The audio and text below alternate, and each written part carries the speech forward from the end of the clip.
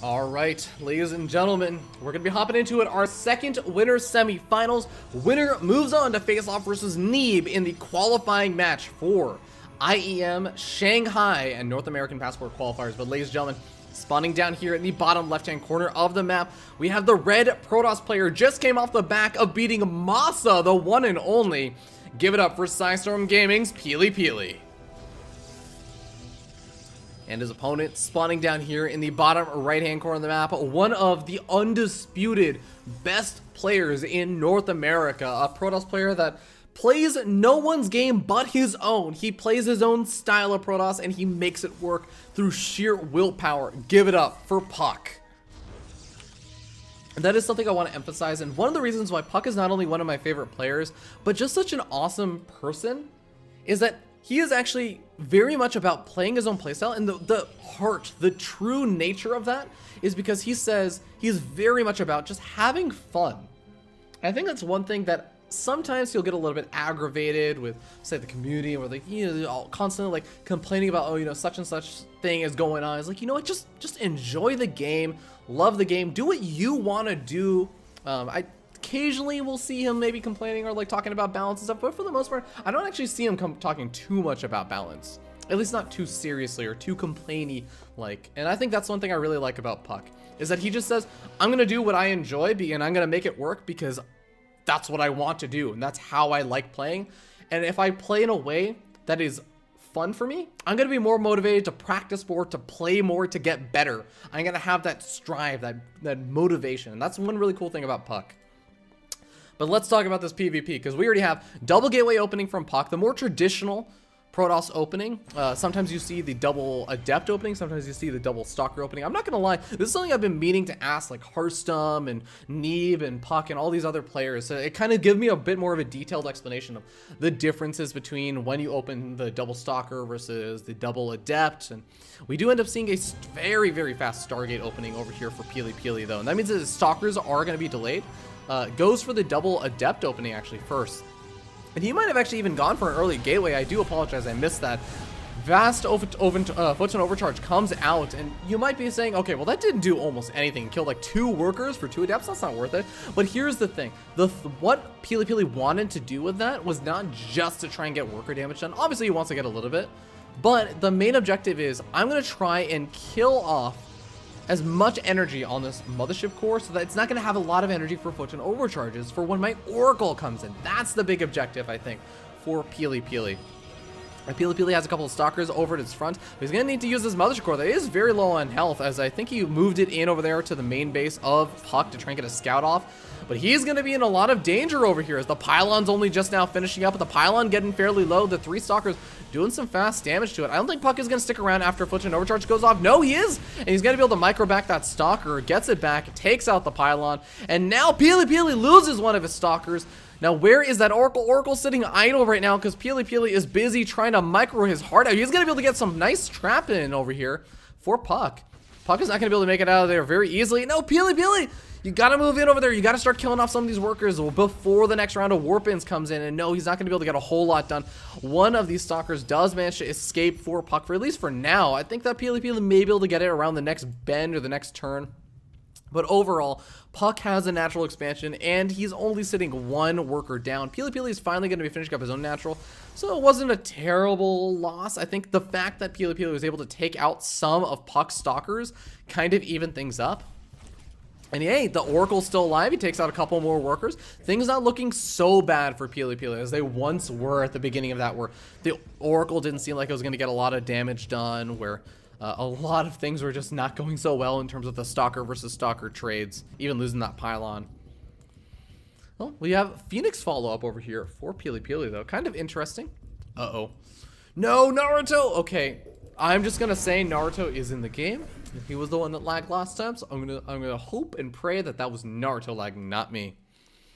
But Revelation thrown down, as well as the Overcharge thrown down. The Oracle escapes out without taking a whole lot of damage. And I really like the fact that PiLiPiLi has been able to keep this Oracle alive. And it's just the Stargate player gets so much map control. But here's the thing, puCK is not a Stargate player. He can go for Stargate as a mix-in occasionally, but really, if you talk about puCK, you're talking about the robo play. And, ooh, Warp Prism going to get taken out. That's going to be a bit frustrating. 3 of the Adepts do manage to make it out, as 2 of them go over to the mineral line. I guess 1 just didn't get the memo, gets left behind. A double Photon Overcharge. Oh, this is so cool. Actually, he ends up almost trapping himself in over there. There's a really nice wall in over here from PiLiPiLi. Makes it kind of difficult for those Adepts to move out after they move in, but not a lot of damage done over there. I think 4, maybe 5 workers killed over there. I mean, decent amount of damage, but losing the Warp Prism really does suck. And having those Phoenixes and the Oracle still alive for PiLiPiLi, again, it gives them so much map control. It gives them the ability to scout out the 3rd expansion constantly, to get a good vision, and to even maybe deny it for a little bit. PiLiPiLi. Maybe it's going to be thinking about getting that 3rd pretty soon, just because, as you were seeing, he's setting down the stasis chart ward, saying, okay, I'm expecting my opponent to get the 3rd up soon, so maybe I should start thinking about it as well. Maybe I can just use that as a slight advantage of getting up a slightly earlier 3rd. puCK getting out Blink upgrade right now. Not really getting up the Robotics Bay quite as early as I sometimes end up seeing. I mean, oftentimes PvP come down to a lot of those Disruptor wars, as you like to talk about. And that is definitely something that puCK is very, very experienced with. But something I'm a little bit worried about for PiLiPiLi is he was telling me about this in the lobby. I think I joked about it earlier. But he really does have a not the greatest win rate right now in PvP. Ooh, Oracle just barely getting out of there. 2 shots away from death, I believe. But yeah, he was saying he has like a 40% win rate in PvP right now, and that's not exactly ideal, especially since I think PiLiPiLi spends a lot of time playing on North American server. He was actually been competing against puCK quite a bit lately in not only one of the events that I run called NA Ladder Heroes, where he competes on the ladder for number 1 or number 2 spot. puCK is currently beating him out as number 1 on the ladder, whereas PiLiPiLi is sitting number 2. But also even on the Masters Cup, I think he ended up losing out to puCK 3-1 in the grand finals for the Masters Cup just yesterday, just last night, so not very long ago. I think it's a pretty good example. So the longer this game goes on, the less kind of weird or awesome things that PiLiPiLi is able to do, I think the more worried I get of his chances of winning. I think that the better I feel if you're a puCK fan, of puCK being able to take this very easily. But we do have Templar Archives going down over here for PiLiPiLi. Maybe starting to look to add in some of those Archons, get up to a nice charge lot Archon mix with those Immortals and also there. And not looking to really get into a lot of the Disruptor play. Maybe looking to end this game before it gets to that point, as sometimes it ends up going. Another Robotics Lily did just end up finishing up for puCK, so he's going to have the double robo production, has a Robotics Bay done, can start up on those Disruptors in double time, and so that means that PiLiPiLi has got to make his move out happen relatively shortly. You probably want to wait until you get out 2 or 3 Archons, get up a Warp Prism to make those reinforcing Warp-ins, and I think he has a Warp Prism. No, he doesn't have a Warp Prism. Oh no, yeah, here it is, There's the Warp Prism. Very, very important. Ooh, losing the Oracle does kind of suck, but he does get the Revelation down, so you can see where his opponent's army is, try and maneuver into the right position, and move up to these rocks if he needs to try and get a better engagement angle, especially when you have such a melee-based army with the Zealots and the Archons in the mix.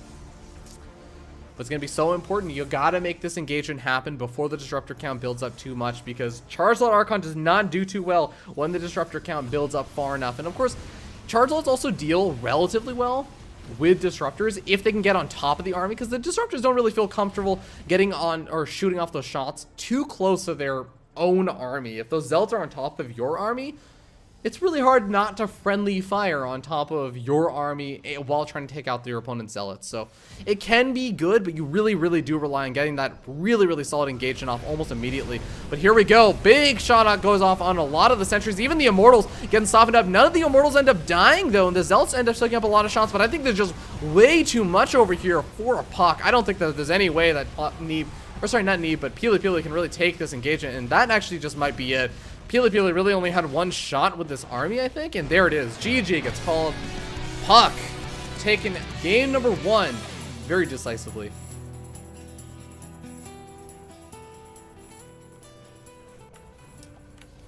And I'm not gonna lie, I'm not, Rotterdam or In Control or, someone who's a Grandmaster level Protoss player. So I won't speak to say, here are all the things that, could have gone better. But I will say, I feel like PiLiPiLi's army just, it wasn't quite there for what I think he needed to make that work, that kind of attack work versus puCK. He not only hit right after the Disruptors came out, which I think is like the unideal time. You want to hit right before the Disruptors come out, or when the Disruptors are in low enough numbers. It arguably was a low enough number, but the engagement angle is going to make it so hard to work on that map, where you're either moving through the choke points of those destructible rocks, or you're trying to move up the third expansion choke point of the destructible rocks. So puCK takes a 1-0 lead, and honestly, if I've got to say what I want to see from PiLiPiLi if he wants to try and bring this back, I want to see him try and just mix it up and get abusive or weird. Go for things like the proxy dark shrine play, or try and go for the heavy aggression. Maybe he's like gateway aggression. I'm actually not sure. PiLiPiLi probably knows a lot of the early game cheeses or like aggression much better than I will. He's actually pretty good at that aggression. So I'll take his word for it, or take his trust on it. But that's kind of what I feel like maybe a little bit more effective against a player like puCK, who I think does hit his stride in the later stages of the game. Because one thing puCK is very good at is he's good at putting on pressure, light bits of pressure with a Warp Prism and maybe some Stalkers, or Warp Prism and Disruptor, or even just maneuvering around with Blink Stalkers. Blink Stalkers is just definitely something puCK feels very comfortable with, and I think those kinds of pressure plays coming out from puCK, while macroing behind it, is his strength. So if PiLiPiLi can not let him do those pressure plays by keeping him on the defensive and try and just end the game early enough that he can't really take advantage of that sort of multitasking, that could be one really good way to maybe bring this back versus puCK. But looks like we're going to be hopping into it. Frozen Temple going to be the next map. Probably missed my opportunity to run ads. Rifkin, I hope you're not watching still. But alright, we'll see you guys on Frozen Temple with game number 2 in this winners semifinals. Welcome to Not Dust Towers, because I played the wrong map intro. Yes, I know. I think that's the second time in a row I've done it. I do apologize, guys. Coming back from a bit of a break from broadcasting on BaseTradeTV, so a little bit rusty on some of these things. Forgot to change the map intro and everything. But regardless, that's the least important part of this. The most important part is that we're here and we're ready to jump into the game and introduce the players. Spun down here in the bottom right-hand corner of the map. The red Protoss player currently down 0-1, but looking for the comeback. Give it up for Psystorm Gaming's PiLiPiLi. And up here in the top left-hand corner of the map, we have the green Protoss player. Not currently on a team, but who needs a team when you got skills like this guy? The green Protoss, currently in school. Give it up for puCK. I guess both of these guys are in school. Of course, puCK often tells me, when he's busy and how he doesn't like traveling for the events and blah, blah, blah, because, he's going to miss school and makes it harder for him to recover and catch up on all the work and everything. But regardless, let's talk a bit about how that last game went. So in that last game, we saw PiLiPiLi maybe try and do something a little bit more aggressive. He went for the very, very fast Stargate opening. Ended up, I think, delaying his first 2 gateway units a little bit. Actually, no, he got out the fast 2 Adepts early on. But he got out a very, very fast Stargate, much, much faster than any sort of tech coming out from puCK. So I'm curious if he's going to try and do something similar again. He's going for the double Stalker opening, as is puCK. So both of these players looking to open up pretty similar. I'm not sure if that's just a thing for this particular map. Again, that's something I would love to talk to some more experienced Protoss players about and get a feel for that. But I am interested to see how does PiLiPiLi play this out. This is definitely a map that's much nicer for some of the Blink openings, or not necessarily just like the Stargate openings. I don't know how I feel about how that Stargate opening went in the last game, because I actually thought it was going very well. The Oracle was able to get a couple of decent worker kills off. It stayed alive for a very long time. It got a lot of good revelations off. He even was able to shut down the Warp Prism harassment from puCK with this Phoenix, which I think is a really big strength again for puCK.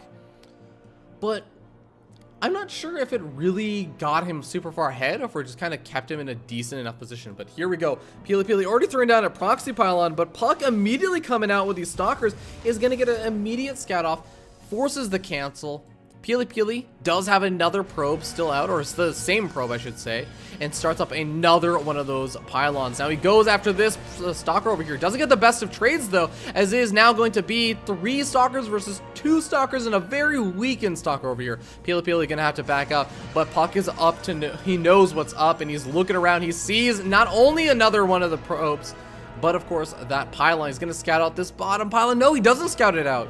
I guess he realizes the stalkers are on the north side, so he wants to make sure he moves into good position. Takes out another one of those stalkers. Some good micro back, and puCK is just so on top of his game right now. Even using the sentry, force fields back this army and manages to get another pick off, maybe. He's going for it, he's gunning for it, doesn't quite get it. His stalker is going to retreat all the way back. No, he doesn't retreat far enough back. He does end up losing his life. 3 more stalkers get warped in, though. It is stalker on stalker micro. Mothership Core comes into the mix over here to add in a little bit of DPS, but it is going to be a vulnerable target. PiLiPiLi is sitting on 1 base. He's got to make this work right now.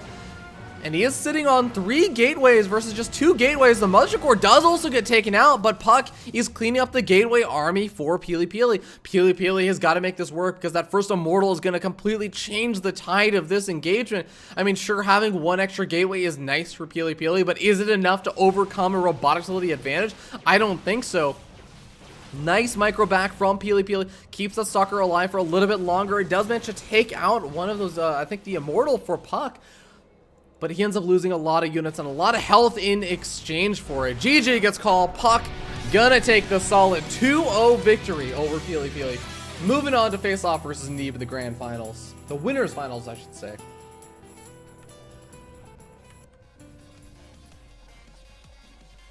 All right. Well, that's going to be a 2-0 for puCK. Big congratulations goes to him, as I'm actually very happy to see him move on to face off versus his arch nemesis Neeb, the man who is constantly stealing the spotlight from him and making it very hard to make a name for himself. It's a little bit funny how that goes. But regardless, I'm actually really looking forward to seeing how that particular match happens. We're going to hop into a short little break since I think we've been going for quite a bit of time without a commercial break. Yeah, it's been like 30 or so minutes. Probably going to be 35 by the time the stream catches up. But ladies and gentlemen, we'll be back in a little bit. Please do not go anywhere as we get ready to hop into the winners finals. They have to do the map vetoes and everything anyways, so we'll see you guys there in yet another epic PvP. Oh, that's the wrong screen.